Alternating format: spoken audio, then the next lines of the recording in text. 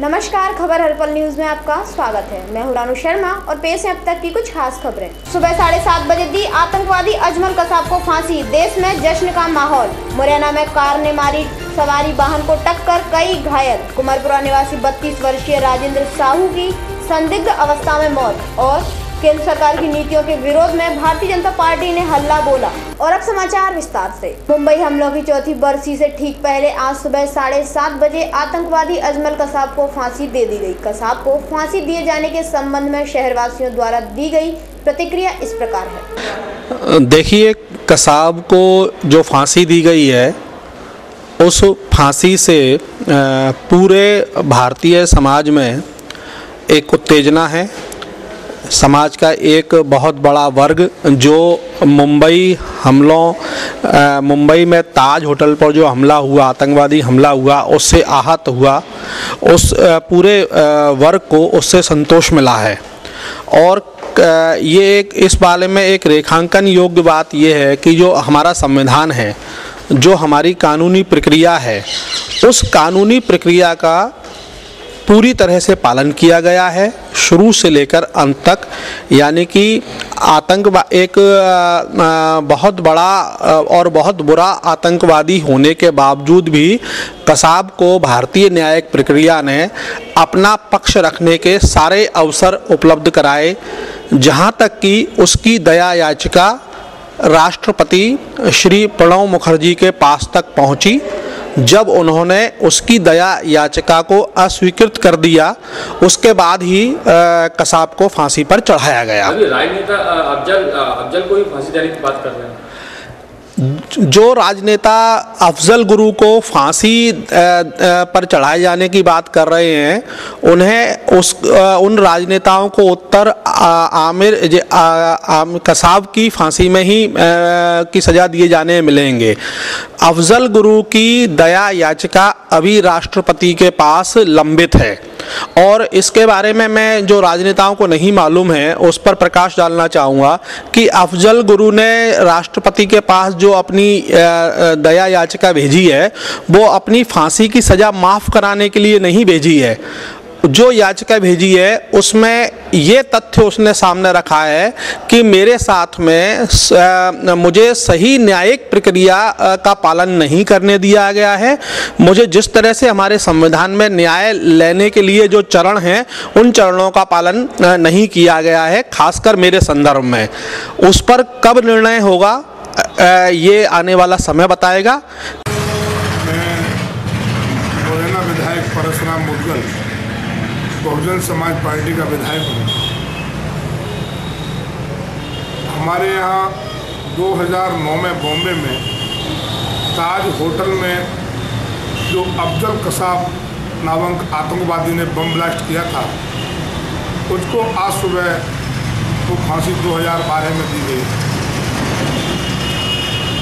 सरकार ने, हमारे कानून ने, हमारे न्यायालय ने बहुत अच्छा निर्णय किया है। लेकिन अगर इस निर्णय में थोड़ा सा परिवर्तन ये रहता कि समय की जो सीमा है वो कम होती। आज बहुत लंबे समय के बाद उसको फांसी की सज़ा दी गई है, जिससे आतंकवादियों के हौसले बुलंद होते हैं। जबकि यह आतंकवादियों के खिलाफ निर्णय कम समय में और कम सीमा में न्यायालय को करना चाहिए, ऐसा हमारा एक एडवोकेट होने के नाते भी मत है। राय बड़ी स्पष्ट है, कसाब को फांसी तो बहुत पहले हो जानी चाहिए थी, पर चलो ठीक है। जो है ना, भारतीय न्यायालय ने जो निर्णय दिया उसका तत्परता से भारतीय सरकार ने पालन करके उसे आज फांसी दे दी गई। ये स्वागतयोग्य कदम है, लेकिन इसमें बहुत लेट अतीत हुई, ये निश्चित दुर्भाग्यपूर्ण है। कसाब जैसे आतंकवादी जिन्होंने जो है ना निरीह और निरपराध लोगों को व्यवसायिक नगरी मुंबई में जाके बात की, में अनावश्यक रूप से जो है कहते बिना किसी उसके केवल किसी राष्ट्र विशेष की सह पर या किसी आतंकवादी गुट की सह पर उन्हें अपनी गोलियों का निशाना बनाया, दहशतगर्दी फैलाई। इससे समूचा राष्ट्र शर्मसार भी हुआ और राष्ट्र के लोगों में असुरक्षा की भावना फैली।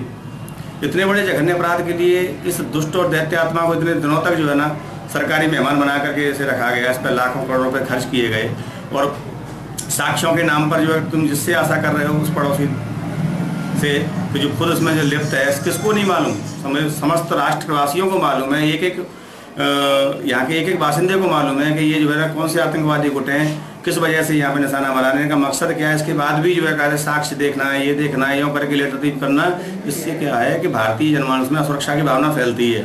मैं तो यही सरकार से गुजारिश से, भारतवासियों से यही गुजारिश करूँगा, न्यायपालिका सभी एजेंसियों से, कि जब भी कोई ऐसी घटना हो या घटना को अंजाम देने वाले कहीं पकड़े जाएँ बिना किसी भेदभाव के, बिना किसी भी प्रकार की लापरवाही के क्विक और कठोर से कठोर दंड दिया जाए। इसका मैसेज समूचे राष्ट्र के अलावा पूरी देश दुनिया में जाए कि आज भारत की जनता इसका बहुत लंबे समय से प्रतीक्षारत थी। आज जो उसको फांसी दी गई है, निश्चित रूप से आज भारत की जनता अपने आप को प्रफुल्लित और गौरवान्वित महसूस कर रही है।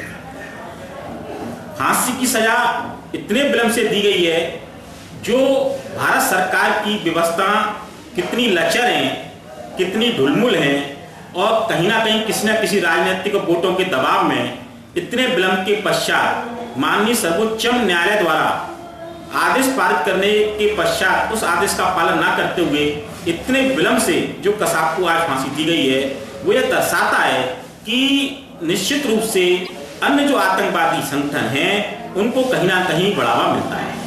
इतने विलंब से फांसी सजा देना यानी भारत के अंदर आतंकवाद की जड़ों को और मजबूत करना है। ऐसे अपराधी को तो तनिक भी बर्दाश्त नहीं किया सकता। ऐसे आतंकवादी जहां पूरी तरीके से प्रमाणित हैं कि इनके द्वारा इस तरीके का घिनौना कृत्य भारत में आकर के किया है, उनको बिना विलंब के, मेरा तो ऐसा मानना है, स्वयं की राय है और ऐसे अपने कानून में व्यवस्था भी है कि शीघ्र से शीघ्र फास्ट ट्रायल करते हुए 1 मंथ के अंदर ही ऐसे आतंकवादियों को फांसी पर लटका देना चाहिए। और जितना विलंब हुआ है वो निश्चित रूप से कहीं ना कहीं आतंकवाद की जड़ों को मजबूत करता है। मेरी भारत सरकार से गुजारिश है कि इस तरीके के आतंकवादियों को फांसी की सजा देने में कतई विलंब नहीं करना चाहिए। 26/11 के मुंबई हमलों के आरोपी अजमल कसाब को फांसी देने की खबर मिलते ही ग्वालियर शहर में जश्न मनाया गया। महाराज बाड़े पर बजरंग दल के कार्यकर्ताओं ने जश्न मनाते हुए मिठाई वितरित की।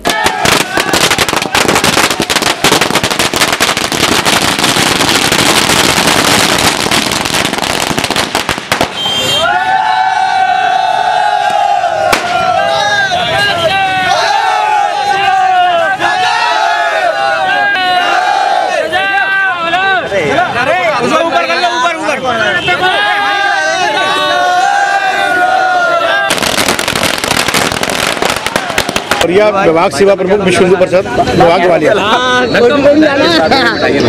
देखिए, आज जो मुंबई के अंदर एक आतंकवादी घटना हुई थी आज से 5 साल पहले, बहुत घृणित घटना थी जिसमें सैकड़ों देशभक्त नागरिक, बेकसूर नागरिकों की हत्या की थी। उनमें से एक आतंकवादी पकड़ा गया था कसाब, जिसको आज न्यायपालिका का आदेश था फांसी देने का, जिसको आज सुबह 7:30 बजे फांसी दी गई है। उसका स्वागत करते हैं जो फांसी दी गई है और जो जश्न मना रहे हैं। ऐसी ही फांसी मोहम्मद अफजल गुरु को भी देना चाहिए, जिसने संविधान पर, लोकतंत्र पर हमला किया था। और हम विश्व हिंदू परिषद बजरंग दल आज पूरे देश में खुशी मना रहा है। सारे हिंदू समाज में खुशी का वातावरण है ताकि जो उग्रवादियों को ऐसी फांसी दी जाए, भयभीत हों और इनको राष्ट्र की वह हो, ऐसी घटना की प्रवृत्ति द्वारा न करें। ऐसी घटना करने से पहले 10 बार सोचें। भारत में ऐसी घटना नहीं होने देंगे और हम प्रशासन जिस प्रकार से केंद्र सरकार ये अपने जो भारत की न्यायपालिका ने फांसी से और उग्रवादी को दी है सीधे, ताकि ये भारत के आम नागरिक रह सके देश के अंदर। भारतीय जनता पार्टी द्वारा पूर्व में घोषित हल्ला बोल प्रदर्शन के अंतर्गत आज मुरैना कलेक्ट्रेट के बाहर धरना दिया गया। यह धरना महंगाई और केंद्र सरकार की नीतियों के विरोध में था। पूर्व अध्यक्ष मंडी मुरैना के अध्यक्ष माननीय हमीद सिंह जी पटेल साहब, विधायक संध्या राय जी, महिला मंडल की अध्यक्षा जी एवं हमारे सभी वरिष्ठ कार्यकर्तागण का मुरैना जिले में ही नहीं बल्कि पूरे भारतीय जनता पार्टी की सरकार है और भारतीय जनता पार्टी के ही कार्यकर्तागण जब प्रजा दुख में डूबी हुई होती है कि हम अपनी प्रजा की रक्षा किस तरीके से करें। भाइयों, आज भारतीय जनता पार्टी को सरकार ने जो FDI घोटाले और महंगाई जो बढ़ाई है, उससे भारतीय जनता पार्टी चिंतित है। आज देश के अंदर विघटन की भावना पैदा हो रही है। शाम को घर से निकले कुम्हरपुरा निवासी 32 वर्षीय राजेंद्र साहू की लाश आज सुबह बारादरी चौराहे पर पड़ी मिली। राजेंद्र की मौत किन परिस्थितियों में हुई है, पुलिस द्वारा इसका पता लगाया जा रहा है।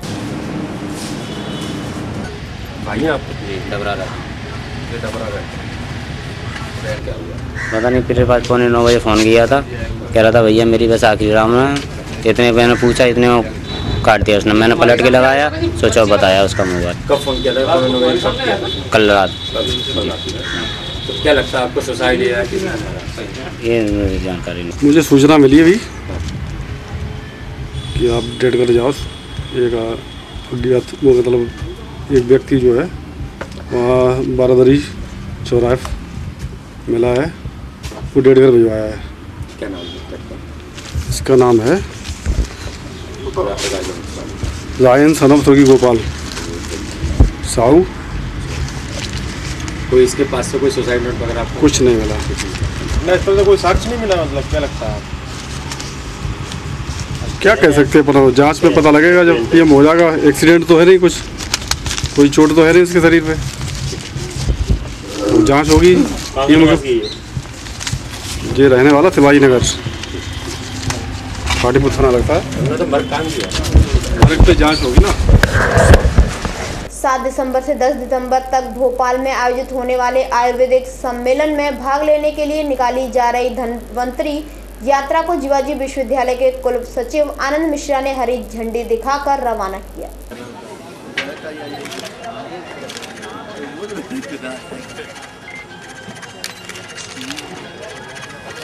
बारे में मार्गदर्शन करें और इस यात्रा आप सभी का स्वागत करता हूं, अभिनंदन करता हूं।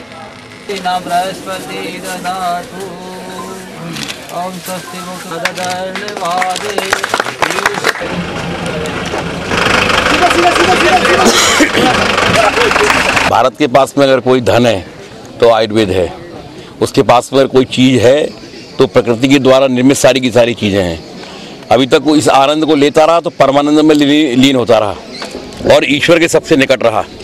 जैसे जैसे पश्चिम का हमारे ऊपर प्रभाव पड़ता रहा, यानी कि भूल गए अपने वैभव को, यश औरों का गाते आए, नाच रंग की नव तरंग में माँ की याद भुलाते आए, वैसे वैसे हमारा स्वास्थ्य बिगड़ता रहा। हम सिर्फ नारे देते रहे कि हेल्थ इज़ वेल्थ, और जबकि हमने उसके लिए कुछ भी नहीं किया। आज लोग सब कुछ तो झेल सकते हैं, परंतु अगर उसका स्वास्थ्य खराब हो गया तो सब कुछ खराब हो गया। तो इसीलिए ये सोच गौरव जी के मन में आया, प्रदेश के मन में आया, देश के मन में आया, संस्कारी संस्थाओं के मन में आया कि पैरा सुख निरोगी काया।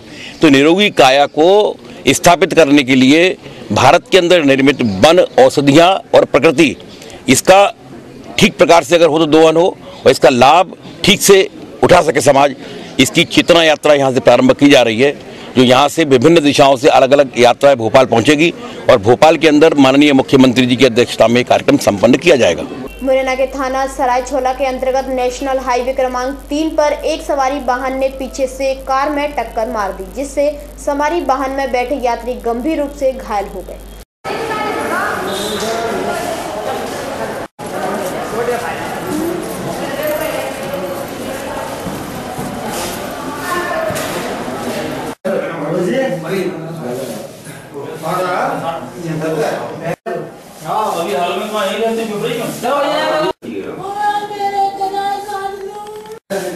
क्या नाम है तुम्हारा? दर्शन लाल।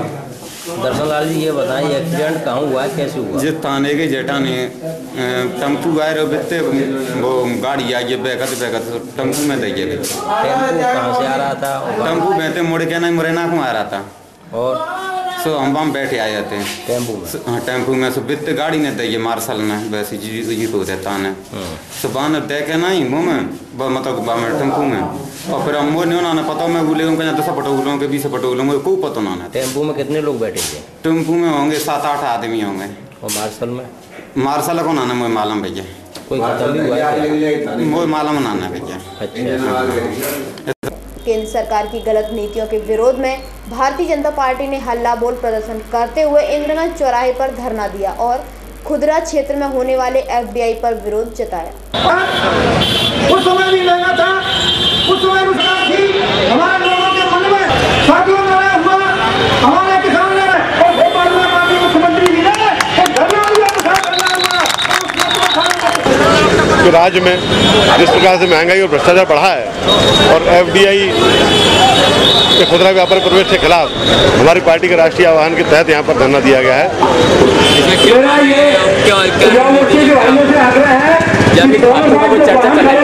इसके ऊपर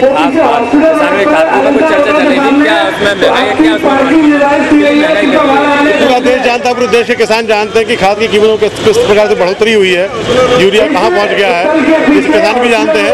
ये सारी समस्या है महंगाई, हम मूलभूत महंगाई की समस्या की बात कर रहे हैं। हर क्षेत्र में महंगाई बढ़ी है, चाहे वो सब्सिडाइज सिलेंडरों में कटौती हो, चाहे वो पेट्रोल कीमतों में बढ़ोतरी हो, चाहे रोजमर्रा की जो हमारे खाने पीने की चीज़ उनकी कीमतों में वृद्धि हो। इन सारी महंगाई भी भ्रष्टाचार के कारण बन भी है, ये हमारा सोच है। इन सारी समस्याओं के खिलाफ नहीं धरना। ये रिटेल व्यापार में FDI के खिलाफ भारतीय जनता पार्टी धरना दे रही है। इस मुद्दे पर बहुत स्पष्ट दृष्टिकोण भारतीय जनता पार्टी का है कि इससे व्यापारियों को नुकसान होगा और आने वाले समय में एक तरह से और हम संकट में फंसते जाएंगे। सरकार की मजबूरी है कि उसके पास पैसे नहीं है, खजाना खाली है, इसलिए किसी तरह वो फॉरेन इन्वेस्टमेंट लाने के प्रयास में है। भारतीय जनता पार्टी साहब पुरजोर विरोध करती है और संसद में इसका विरोध करेंगे। कंपू स्थित दूसरी बटालियन गेट के सामने देर रात लगाया गया बिजली का खंभा आज झुक गया और खंभे के नीचे जा रही पानी की लाइन फूट गई, जिससे क्वार्टरों के बाहर जलभराव की स्थिति बन गई।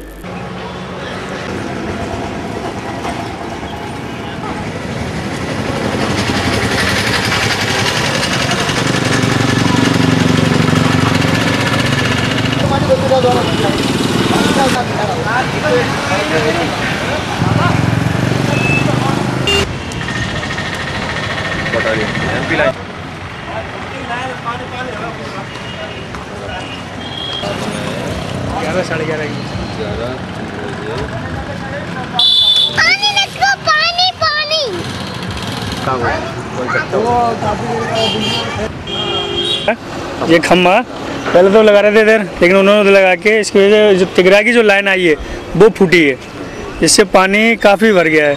आप देख ही रहे हो घरों में। तो उसके कारण क्या हुआ? खंभा भी कुछ आपको खम्भा का गिरने वाला है, वो तो पेड़ से सदा हुआ है, कभी भी कुछ भी हो सकता है। कुछ संभाव ने किसकी लापरवाही तो भाई बिजली विभाग की हो सकती है। अब उन्होंने अंदर काट रहे हैं, उनको भी नहीं पता, उनको भी हम दायरे नहीं दे सकते। तो अंदर जमीन के अंदर क्या है किसी को नहीं पता। हालांकि उनको कुछ तो देखा होगा, लाइन अब अंधेरे है, अब उन्होंने अब रात में जो दिया है, रात में तो अभी किसको क्या पता है, अब रात में गाड़ा है, हो सकता है भाई। कारण आपको क्या उसमें अभी तक कोई कारण नहीं है। बिजली वाले आए हैं, अभी खंभे के पास खड़े हैं, बाकी अभी कुछ नहीं हुआ है। हनुमान टॉकीज के बाहर टेंट लगाकर रह रहे बंजारों को आज नगर निगम के मदाखलत दस्ते ने हटा दिया। काफी दिनों से ये लोग यहाँ रह रहे थे।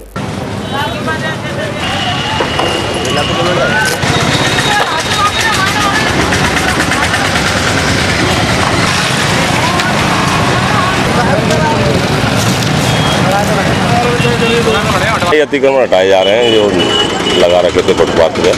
कौन लोग? लो पीटा वगैरह हैं, कुछ इधर गुमटियाँ लगी हुई हैं 3-4।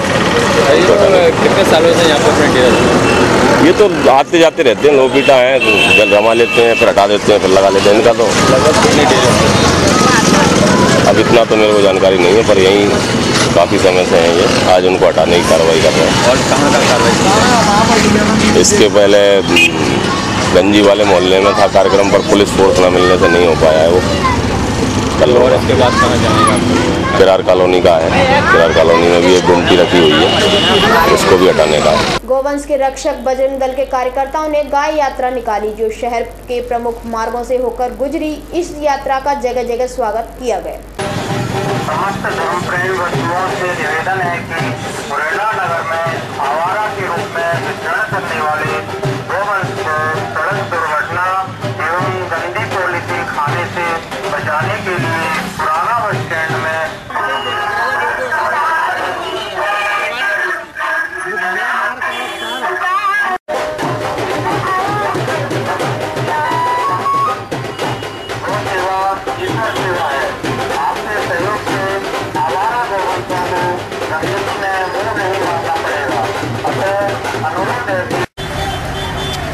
आज ये जो गौ यात्रा शहर में निकल रही है, क्यों निकल रही है, क्या कारण है और इसके मुख्य उद्देश्य क्या है? आज जो कल समारोह निकाल रहे हैं, ये गोपाष्टमी के अवसर पर एक अभियान के रूप में निकाल रहे हैं, जिसके क्या है कि अभी जो अपने जो आवारा गौवंश का जो आंदोलन चला है, जिनको पुराने बस स्टैंड में किया है, उनके सुरक्षा व सम्मान के लिए जनता में एक तरह जागृति पहुंचेगी, अपनी सूचना अगर पहुंच जाएगी कि अपन यहाँ पर गौ सेवा कर रहे हैं, तो आम जन का सहयोग मिल रहा है और मिलने की अपेक्षा करेंगे। और वैसे क्या है कि ये यात्रा आज के दिन पूरे भारतवर्ष में निकाली जाती है गोपाष्टमी के अवसर पर। आज किस तरह का आपको जनता का सहयोग प्राप्त हो रहा है? मैं जनता का सहयोग पर्याप्त हो रहा है, जैसे कि सौजन्य से हमें सारी व्यवस्थाओं में सहयोग मिल रहा है, जैसे कि बैनर में भी व्यक्ति लोगवान किया है, जैसे चारे में और चारे पीने में कर रहे हैं, उस प्रकार से यात्रा में भी आम जनता का भरपूर सहयोग मिल रहा है। मुख्य समाचार एक बार फिर। सुबह 7:30 बजे दी आतंकवादी अजमल कसाब को फांसी, देश में जश्न का माहौल। मुरैना में कार ने मारी सवारी वाहन को टक्कर, कई घायल। कुमारपुरा निवासी 32 वर्षीय राजेंद्र साहू की संदिग्ध अवस्था में मौत। और केंद्र सरकार की नीतियों के विरोध में भारतीय जनता पार्टी ने हल्ला बोला। ये थी शहर से जुड़ी कुछ खास खबरें। अगले बुलेटिन में आपसे फिर मुलाकात होगी कुछ ताजा तरीन खबरों के साथ। तब तक के लिए साथ दीजिए। नमस्कार।